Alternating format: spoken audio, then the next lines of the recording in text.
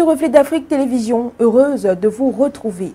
Une dizaine de morts dans un accident impliquant un bus de touristique voyage. Ce tragique accident s'est produit le dimanche 28 avril dernier à la falaise de Mbé, dans la région de l'Adamawa. Selon les premiers témoignages, la violence du choc a coûté la vie à une dizaine de personnes ainsi que de nombreux blessés. Pour l'heure, aucune communication officielle n'a été faite sur les circonstances de l'accident ni sur le bilan officiel du drame. Les premiers secours aux personnes accidentées ont été effectués par d'autres passagers de véhicules et des populations riveraines. Cet événement tragique a profondément touché la communauté locale. Toujours au Cameroun, la 11e session de la commission mixte tuniso-camerounaise s'est tenue à Yaoundé, capitale politique. Les 26 et 27 avril dernier, le secrétaire général de la présidence de la République du Cameroun, Ferdinand Ngongo, a accueilli Nabil Amar au nom du président camerounais Paul Biya. Ils ont échangé des salutations et exprimé leur volonté de consolider la coopération entre les deux pays. Cette réunion avait pour objectif de consolider la coopération entre les deux pays et dans divers domaines tels que la communication entre les hommes d'affaires, le renforcement de la coopération économique bilatérale, notamment dans le cadre de l'adhésion des deux nations à la zone de libre-échange continentale africaine. Il est à noter que Nabil Amar a également rencontré le ministre camerounais délégué auprès du ministre des Transports, M. Njoya Zakariou. Ils ont exprimé leur souhait de renforcer davantage la coopération dans ce domaine, le transport aérien, en vue du lancement d'une ligne directe entre Tunis et Yaoundé d'ici la fin de l'année 2024. L'Union européenne a annoncé le 26 avril dernier devoir octroyer une aide de 47 millions d'euros pour soutenir les efforts du Bénin dans la lutte contre le terrorisme.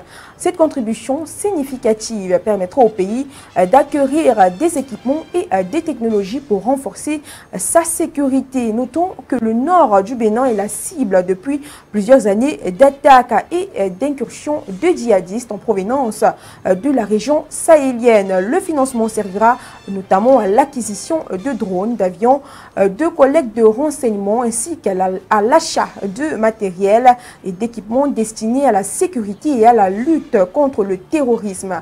Les régions septentrionales du Bénin, du Togo et du Ghana subissent également des attaques et incursions des combattants du groupe État islamique et d'Al-Qaïda qui prospèrent au Sahel et cherchent à descendre vers le sud. Cette initiative de l'Union européenne vise à renforcer la stabilité et la sécurité dans la région ouest-africaine face à la menace terroriste.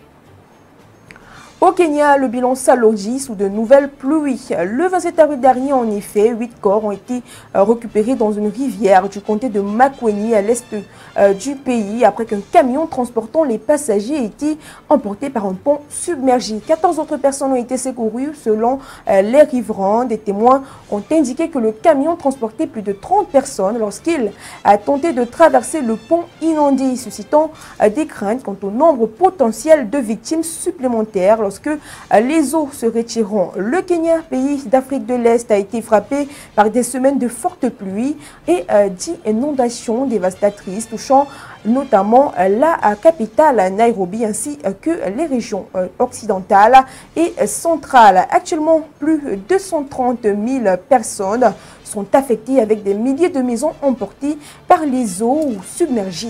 Dans la seule capitale, 64 écoles publiques ont dû fermer leurs portes en raison des inondations. Les infrastructures ont également été durement touchées avec des routes et des ponts endommagés ou complètement détruits, aggravant encore la situation dans ces régions déjà durement éprouvées par les intempéries.